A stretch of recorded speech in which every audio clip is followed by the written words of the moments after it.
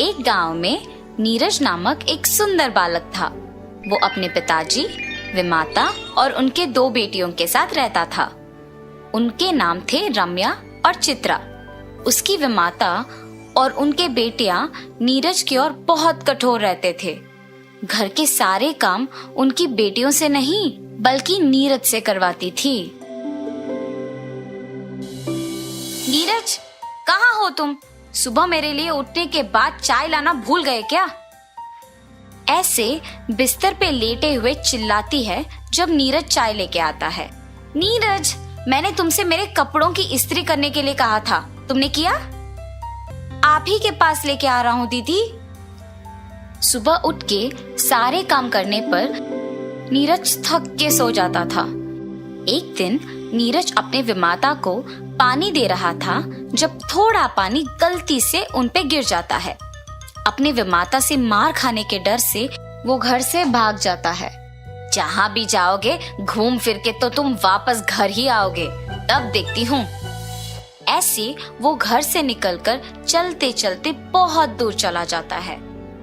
न जाने अब मैं कहाँ हूँ। बहुत रात हो गई है, मुझे यही कहीं सोना होगा। ऐसे वो उसके चारों ओर देखता है। कोई भी ना होने पर घबरा जाता है। तब उसे एक बड़ा बंगला नजर आता है। शायद वहां कोई होगा।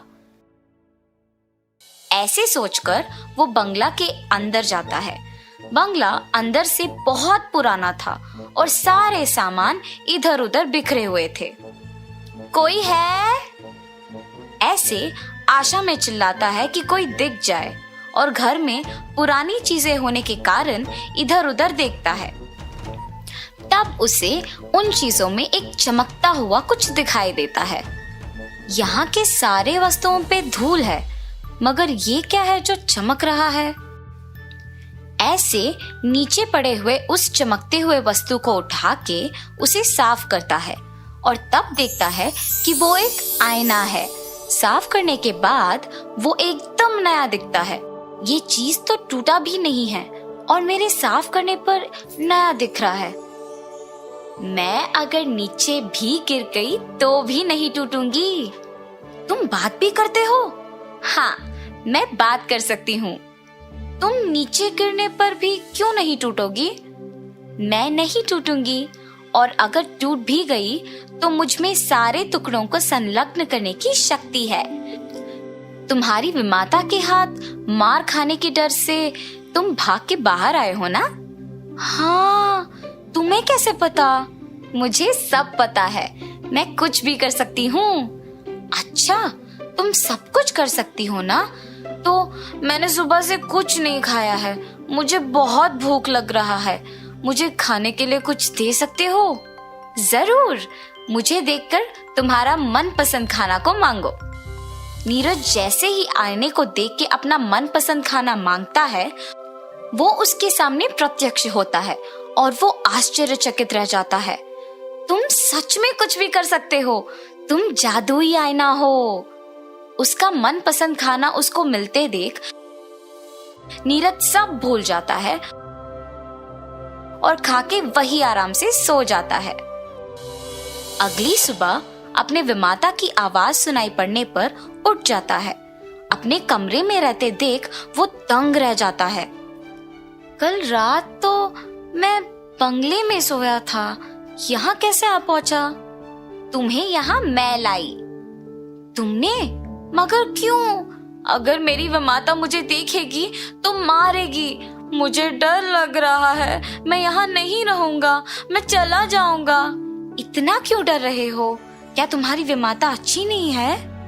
मेरी विमाता बहुत अच्छी है, पर उनको मैं पसंद नहीं हूँ। अगर वो मुझे पसंद करती तो मेरी बहुत अच्छी देखभाल करती। तो फिर अपने विमाता में बदलाव क्यों नहीं लाते तुम? मैं उनसे कैसे कहूँ कि मुझसे अच्छे से पेश आए? मैं तुम्हारी मदद करती हूँ, तुम डरो मत। तुम्हारे बहनें स्कूल के लिए तैयार हो रही हैं। तुम नहीं जाओगे? मुझे बहनों के साथ स्कूल जाना बहुत पसंद है, पर मेरे लिए कपड़े और पुस्तकें खरीदना पड़ेगा, इसीलिए मेरी विमाता मुझे नहीं भेजती है। तुम कुछ भी कर सकते हो ना, मुझे कपड़े और पुस्तकें दिला दो। नीरज आईना में देखकर जब ये कहता है तो तुरंत वो प्रत्यक्ष हो जाते हैं। मैं भी बहनों के स्कूल जाने से पहले सारा काम खत्म करके उनके ही साथ स्कूल चले जाऊंगा। तब उसकी विमाता उसे घर के काम करते हुए देखती है। मैं वैसे भी अकेले ये सब काम नहीं कर पा रही हूँ। अगर मैं नीरज को डांटूंगी तो वो वापस भाग जाएगा और मुझे काम अकेले करना पड़ेगा। ऐसे सोचकर नीरज को देखने पर भी वो कुछ नहीं कहती है। नीरज स्कूल जाने की उत्साह में अपने विमाता के बारे में भूल जाता है। काम जल्दी खत्म करके यूनिफॉर्म पहन के अपने बहनों के साथ वो भी स्कूल के लिए निकल जाता है।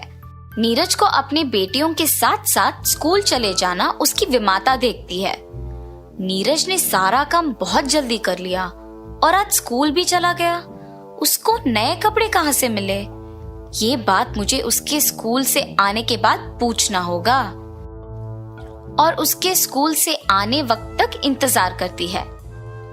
नीरज के स्कूल से आने के बाद मुझे उससे प्यार भरी बातें करके उसको पूछना होगा कि उसके नए कपड़े खरीदने के पैसे कहाँ से मिले।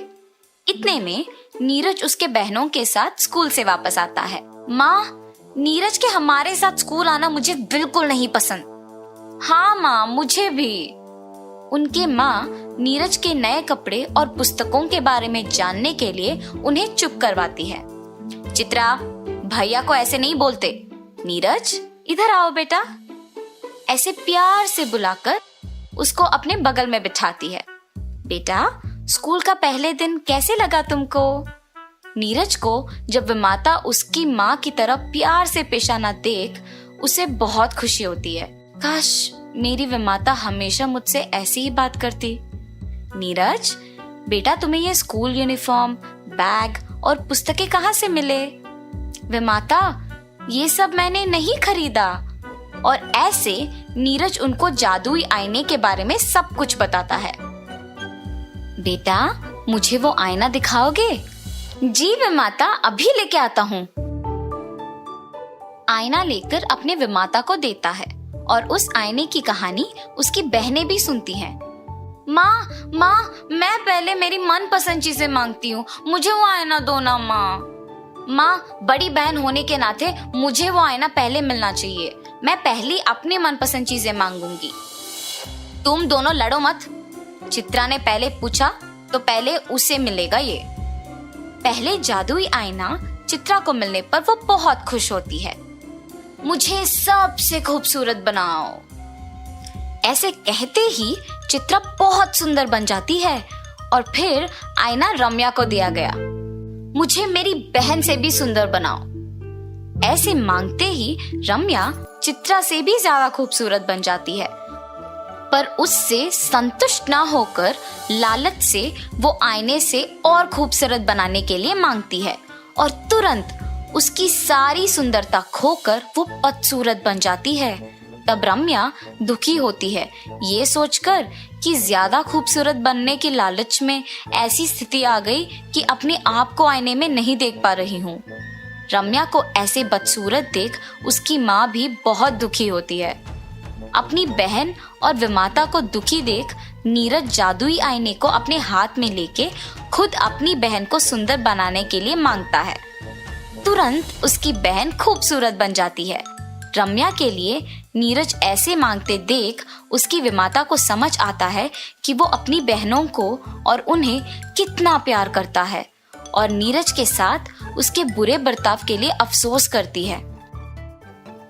तब से नीरज को भी अपने बेटियों के समान प्यार करती है, उसे स्कूल भी भेजती है।